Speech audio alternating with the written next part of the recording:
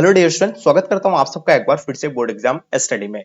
बच्चों, जैसे कि आप लोग का 12th क्लास का मंथली एग्जाम चल रहा है, यानी मासिक परीक्षा आप लोग का हो रहा है।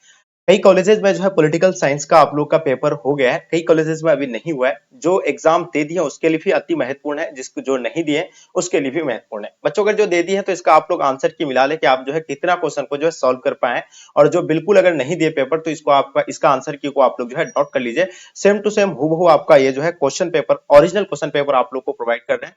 आपको किसी भी प्रकार का जो है दिक्कत नहीं होगा अब, क्योंकि काफी बच्चे परेशान थे कि सर हम लोग का तैयारी नहीं हो पाया, अभी तो तैयारी शुरू भी नहीं किए और एग्जाम जो है कंडक्ट कराया जा रहा है बिहार बोर्ड के द्वारा। तो बच्चों बिल्कुल नोट कर लीजिए इसका आंसर क्यों को, सेम टू सेम हूबहू आपका यही पेपर होंगे, क्योंकि अलग अलग कॉलेजेस में अलग अलग डे पे जो है एग्जाम कंडक्ट करवाया जा रहा है बिहार बोर्ड के द्वारा। ठीक है बच्चों, तो बिल्कुल आप लोग को एंड तक देखना है इस क्लास को पूरी तरह से, और साथ साथ में अपने अपने फ्रेंड्स के ग्रुप वगैरह जहां भी है बच्चों हर जगह आप लोग शेयर कर देंगे, ताकि इससे आपके दोस्त लोगों को भी जो है हेल्प हो पाएंगे। और जो बच्चे आप लोग नए हैं, चैनल को सब्सक्राइब कर लीजिए, क्योंकि आपको इस चैनल की मदद से आप लोग को सभी सब्जेक्ट का इसी तरह जो है प्रोवाइड किया जाएगा। बिल्कुल आप पेपर देने से पहले बस सिर्फ 5 मिनट आप इस क्लास को 2 से 3 बार अच्छे से देख लीजिए। उसके बाद आप जो है बिल्कुल जाकर के पेपर में जो है सब्जेक्टिव एंड ऑब्जेक्टिव क्वेश्चन को आसानी से जो है छाप सकते हैं। ठीक है बच्चों, देखिए आप लोग अगर बोर्ड एग्जाम का भी तैयारी करना चाहते हैं, या आप लोग रेगुलर लाइव क्लास में जुड़ना चाहते हैं, तो अब जो बच्चे अभी तक व्हाट्सएप ग्रुप में आप लोग नहीं जुड़ पाए हैं, इस नंबर पे आप हाय हेलो लिख करके सेंड कीजिएगा। आपको जो एक लिंक मिलेगा, उस लिंक पे क्लिक करके आप ग्रुप को जो है ज्वाइन कर सकते हैं। ओके बच्चों, तो चलिए बच्चों हम लोग स्टार्ट करते हैं। देखिए इस ये जो मंथली एग्जाम आप लोग का हो रहा है, इसमें आपको 30 जो है एमसीक्यू यानी ऑब्जेक्टिव क्वेश्चन आपको जो कितना मिलेंगे बच्चों, 30 मिलेंगे। ठीक है, खंड ए में। ठीक है बच्चों, तो चलिए अब हम लोग देखते हैं बच्चों फर्स्ट क्वेश्चन। देखिए आपके स्क्रीन पे आपको दिख रहा होगा, है ना। देखिए क्या कहलाता है पहला क्वेश्चन आपके स्क्रीन पे आपके समक्ष में। ठीक है बच्चों, चलिए क्या कहा जाता है इसमें कि इस समय भारत में जो है कौन सी दलीय व्यवस्था मौजूद है। ठीक है बच्चों, देखिए एक दलीय व्यवस्था है, या द्विदलीय या बहुदलीय व्यवस्था है, या एक अधिपत्य दलीय व्यवस्था। तो बच्चों देखिए हम लोग जानते हैं इस समय जो भारत में जो है कौन सी दलीय व्यवस्था मौजूद है, तो बच्चों याद होगा ये बहुदलीय व्यवस्था मौजूद है, यानी इसका आंसर बच्चों क्या हो जाएगा आपका, यानी ऑप्शन सी बिल्कुल परफेक्ट आंसर हो जाएंगे। ओके,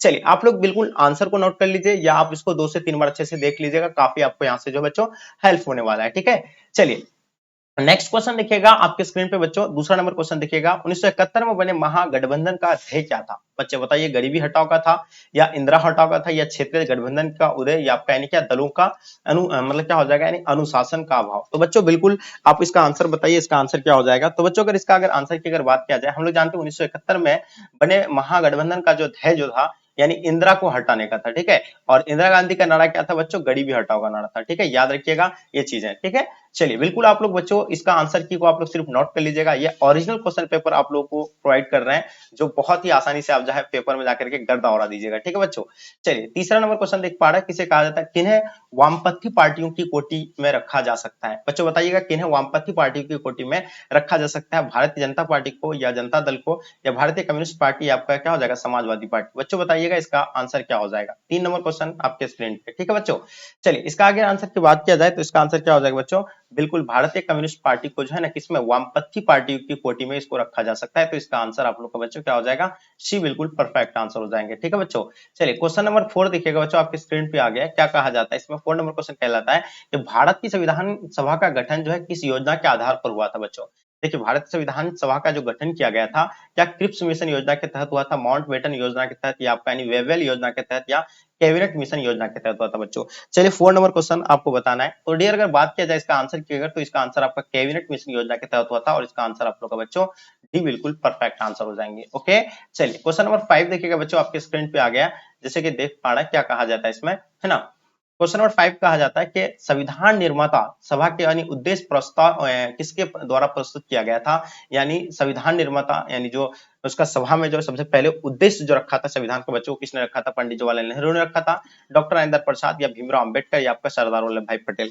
ठीक है बच्चों, देखिए अगर हम बात करते हैं, देखिए 1946 में सबसे पहला जो है ना प्रस्ताव रखा गया था संविधान निर्माण के लिए, कौन, पंडित जवाहरलाल नेहरू, जो फर्स्ट प्राइम मिनिस्टर थे अपना इंडिया का। ठीक है बच्चों, ये बिल्कुल इसका आंसर आपका ए राइट आंसर हो जाएंगे। ओके, चलिए आगे हम लोग क्वेश्चन देखते हैं बच्चों। क्वेश्चन नंबर 6 देखिएगा आपके स्क्रीन पे आपके समक्ष में, है ना। क्वेश्चन नंबर 5 था, ये 6 तो इसमें नहीं है। ठीक है, चलिए क्वेश्चन नंबर 7 देखिएगा बच्चों, है ना। संविधान निर्माता सभा में प्रारूप यानी जो प्रारूप समिति के जो अध्यक्ष थे बच्चों वो कौन थे। ठीक है, देखिए क्वेश्चन नंबर 6 इसमें नहीं है, मैं आपको जो है नीचे इसका कवर कराऊंगा। ठीक है, चलिए देखिए, संविधान निर्माता सभा में प्रारूप समिति के जो अध्यक्ष कौन थे बच्चों? डॉक्टर राजेंद्र प्रसाद हो जाएगा, मौलाना आजाद हो जाएगा, बी एन राव हो जाएगा या डॉक्टर भीमराव अंबेडकर हो जाएंगे बच्चों। चलिए क्वेश्चन नंबर 7 के बारे में आपको बच्चों बताना है, ठीक है जी। क्या हो जाएगा?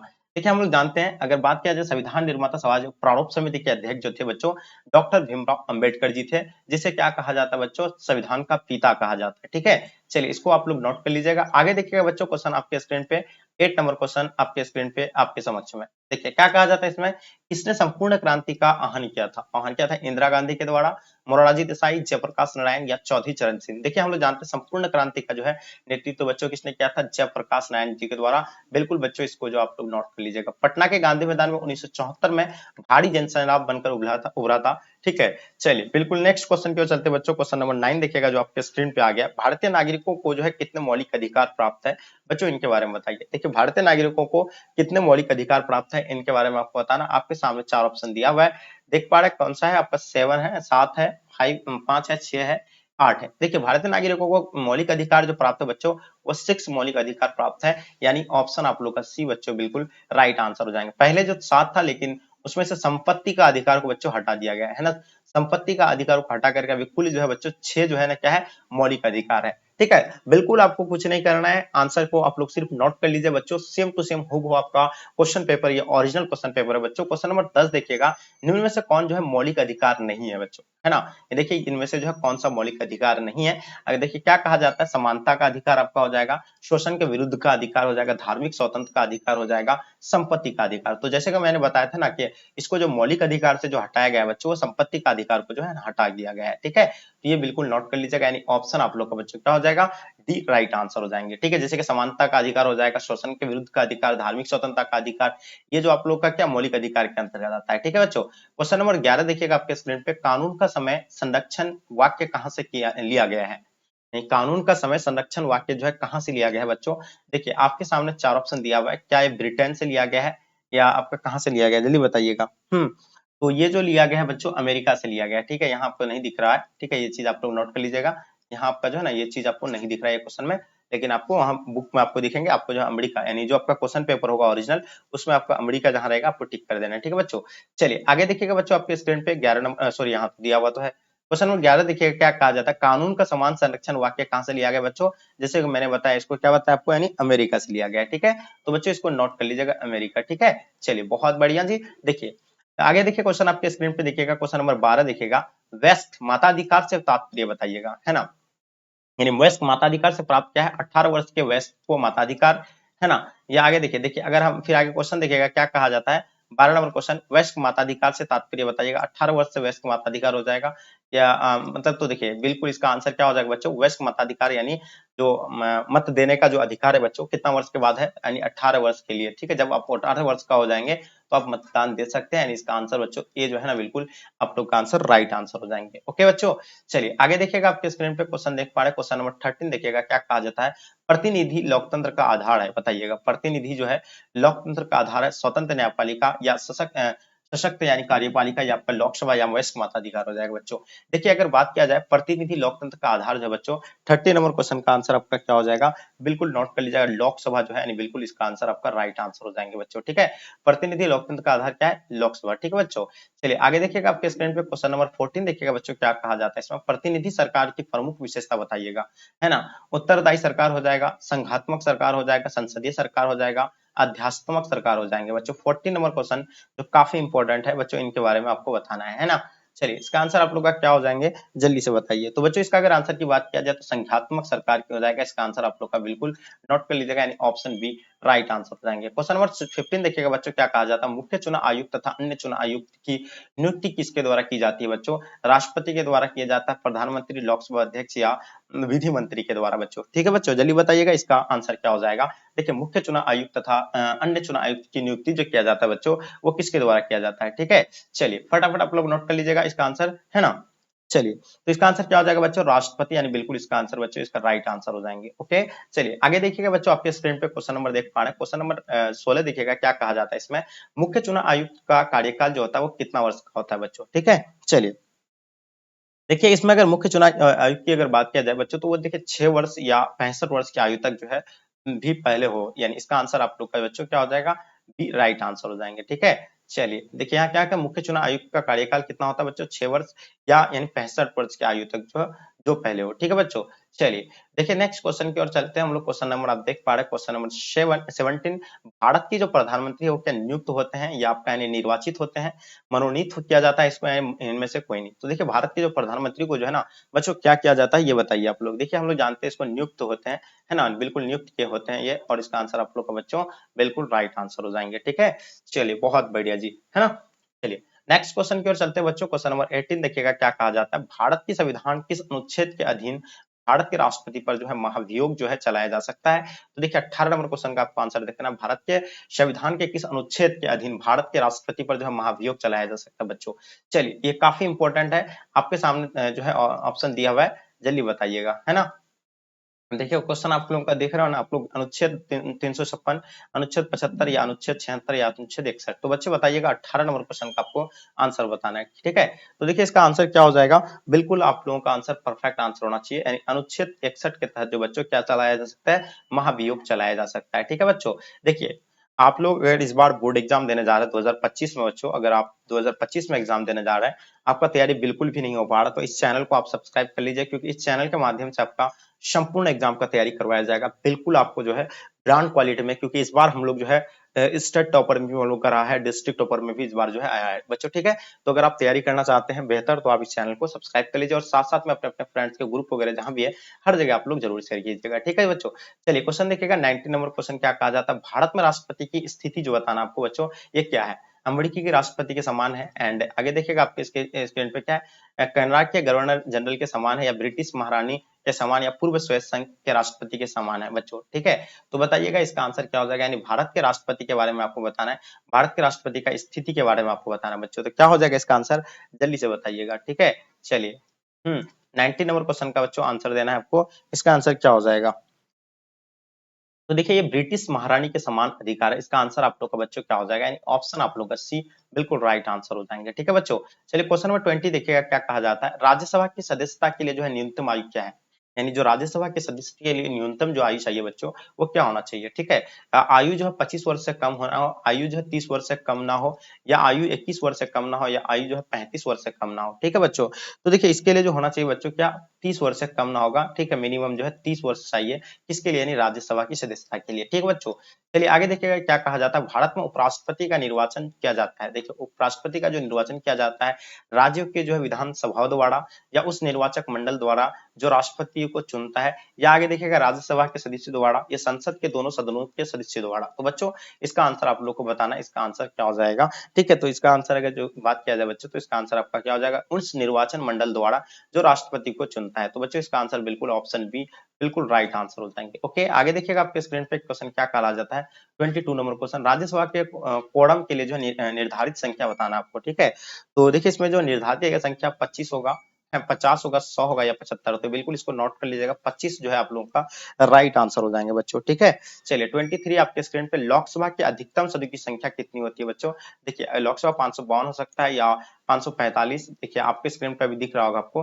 ठीक है, या आपको यानी 545 या 525 या आपको 550। देखिए लोकसभा में अधिकतम सदस्यों की संख्या, देखिए 545 जो कुल सीट जो है 545 पे जो अभी जो ये होता है, हाँ इलेक्शन होता है, और लेकिन अधिकतम जो इसमें सदस्य की संख्या सदस्य जो है बच्चों बच्चों कितना है, 552 है। कितना है, बिल्कुल 552, नोट कर लीजिएगा इसको, बिल्कुल ये राइट आंसर हो जाएंगे। ओके, क्वेश्चन देखिएगा आपके स्क्रीन पे 24 नंबर क्वेश्चन क्या कहा जाता है, राज्यसभा की सभापति का जो है कौन हो सकता है ना, राज्यसभा राज्यसभा का सभापति कौन हो सकता है बच्चों, राज्यसभा के जो है निर्वाचित सदस्यों के द्वारा निर्वाचित, या राज्यसभा के सदस्यों द्वारा निर्वाचित, या उपराष्ट्रपति के पैदल, या आपका संसद के सभी सदस्यों द्वारा निर्वाचित। तो बच्चों 24 का आपको बताना है, तो इसका आंसर आपका क्या हो जाएगा, बिल्कुल आपको याद रखना है, यानी इसका आंसर आपका उपराष्ट्रपति पैदल। ठीक है, ऑप्शन आप लोग का सी बच्चों बिल्कुल राइट आंसर हो जाएंगे। ठीक है बच्चों, चलिए क्वेश्चन नंबर 24 देखिएगा, है ना, राज्यसभा के सभापति कौन हो सकता है ना, चलिए बताइए 24 आपके स्क्रीन पे, राज्यसभा के सभापति के बारे में आपको बताना बच्चों। ठीक है, तो इसका आंसर आपका क्या हो जाएगा,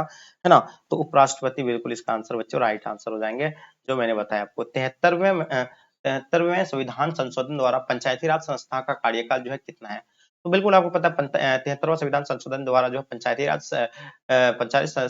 राज संस्थाओं का कार्यकाल जो बच्चों 5 वर्ष का है, चाहे लोकसभा का हो या विधानसभा का सबका जो है कितना बच्चों 5 वर्ष का है, लेकिन विधान परिषद का जो आपका यानी 6 वर्ष का होता है। ये चीज आपको जो है बिल्कुल नोट करनी है, ठीक है बच्चों। तो इसका आंसर क्या हो जाएगा, डी बिल्कुल राइट आंसर हो जाएंगे। आगे देखिएगा क्या कहा जाता है 26 नंबर, 73वां संविधान संशोधन द्वारा भारतीय संविधान के कौन सा अनुसूची में जोड़ी गई है।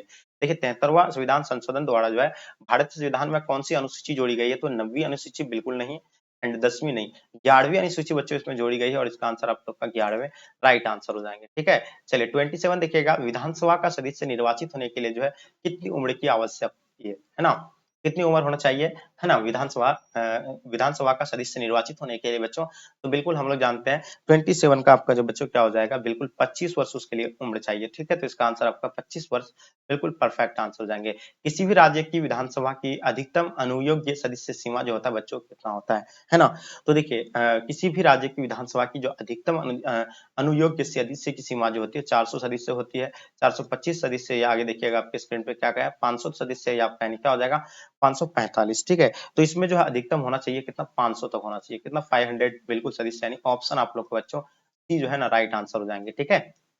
29 नंबर क्वेश्चन देखिएगा, विधान परिषद का सदस्य निर्वाचित होने के लिए जो है न्यूनतम उम्र क्या होना चाहिए। देखिए विधान परिषद के लिए जो है आपको न्यूनतम उम्र की अगर बात किया जाए तो ये कितना होना चाहिए, 18 वर्ष का होना चाहिए, या यानी 25 वर्ष, या आपका 21 वर्ष, या आपका 30 वर्ष, ठीक है बच्चों। तो इसका आंसर क्या हो जाएगा, ठीक है। चलिए, तो बच्चों इसका अगर आंसर की बात किया जाए तो इसका आंसर आपका क्या हो जाएगा, 18 वर्ष बच्चों बिल्कुल परफेक्ट आंसर हो जाएंगे, ओके। देखिए इसी तरह आप लोग बहुत सारे बच्चे डिमांड करें सभी सब्जेक्ट का, तो अगर आप लोग सभी सब्जेक्ट का अगर इसी तरह क्वेश्चन पेपर चाहते हैं तो बच्चों आप लोग जो है ना इस नंबर पे जो है क्या हाय हेलो लिख करके आपको जो है व्हाट्सएप पे सेंड करना है। उसके बाद आपको एक लिंक मिलेगा, लिंक पे क्लिक करके आपको उसको फॉलो करना है। उसके बाद उसमें आपको जो है सारा चीज का सोल्यूशन, सब्जेक्टिव ऑब्जेक्टिव सारा चीज आपको मिल जाएंगे, ठीक है बच्चों। तो चलिए आप लोग जो है, जो बच्चे आप लोग पहले नए आए हैं, इस चैनल को पहले सब्सक्राइब कर लीजिए, ठीक है। चलिए आगे देखिएगा बच्चों, आपके स्क्रीन पे क्या कहा जाता है, लास्ट और अंतिम क्वेश्चन आपके स्क्रीन पे, संविधान का कौन सा अनुच्छेद संसद को राज्य सूची को किसी भी विषय पर जो है विधान बनाने की शक्ति देता है। तो 30 नंबर क्वेश्चन बच्चों आपके स्क्रीन पे, लास्ट और अंतिम क्वेश्चन। जैसे कि मैंने आपको बताया ये जो आपका मासिक परीक्षा हो रहा है इसमें 30 क्वेश्चन ही आपका जो है एमसीक्यू रहता है, ठीक है। चलिए क्योंकि क्वेश्चन का संख्या आपका कम रहेंगे तो देखिए आप लोग बेहतर रिजल्ट कीजिए, क्योंकि आपको प्रत्येक मंथ आपको जो है रिजल्ट मिलने वाला है। तो इसलिए आप जो है, आप अगर चाहते हैं कि मेरा एक रैंक में आए तो आप जो है बिल्कुल एक प्रश्न को भी गलती नहीं करेंगे, एकदम हूबहू आपको जो है टिक करके आना है, ठीक है बच्चों। देखिए अगर आप पेपर नहीं दिए हैं तो इसका आंसर की को आप लोग नोट कर लीजिएगा अच्छे से, ठीक है। तो बच्चों इसका आंसर क्या हो जाएगा, बच्चों इसका आंसर अनुच्छेद 249 जो है बच्चों, इसका आंसर आप लोग का राइट आंसर हो जाएंगे। यानी संविधान का कौन सा अनुच्छेद संसद को राज्य से सूची के किसी विषय पर जो विधान बनाने की शक्ति देता है, तो वो अनुच्छेद 249, ठीक है बच्चों। तो बिल्कुल इसको नोट कर लीजिएगा, काफी इंपॉर्टेंट है, ठीक है बच्चों। तो उम्मीद है बच्चों ये क्लास आप लोगों को पसंद आया। आप लोग जो बच्चे नए आए हैं चैनल को आप लोग सब्सक्राइब कर लीजिए, एंड साथ साथ में अपने अपने फ्रेंड्स के ग्रुप वगैरह जहां भी है हर जगह आप लोग शेयर कर दीजिए, ठीक है। आप लोग चाहते हैं कि हम लोग जो है डेली के लाइव क्लासेस में जुड़े, एंड साथ साथ में इसका क्वेश्चन पेपर को भी चाहिए, तो बच्चों आप लोग जो है इस नंबर पे जो है ना क्या कीजिए, हाँ हेलो लिख करके आपको सेंड करना है। उसका एक लिंक मिलेंगे, लिंक पे क्लिक करके आप जो है क्या कर सकते हैं, ज्वाइन कर सकते हैं, ठीक है, ग्रुप को ज्वाइन कर सकते हैं, फॉलो कर सकते हैं, ठीक है बच्चों। चलिए तो बहुत ही आपको मजा आया होगा, क्योंकि देखिए आपका तैयारी विदाउट तैयारी का आप जो है 100 में 100 क्वेश्चन को आप सॉल्व करने का एक रास्ता है आपके पास, कि आप जो है इसको अच्छे से नोट कर लीजिएगा। देखिए सेम टू सेम हूबहू आपका यही आपका जो है आपको देखने को मिलेंगे, ओके। तो बच्चों जैसे कि मैंने आपको बताया, ठीक है। तो चलिए बच्चों यहीं तक आज के क्लास को एंड करते हैं, जब तक के लिए जय हिंद, जय भारत।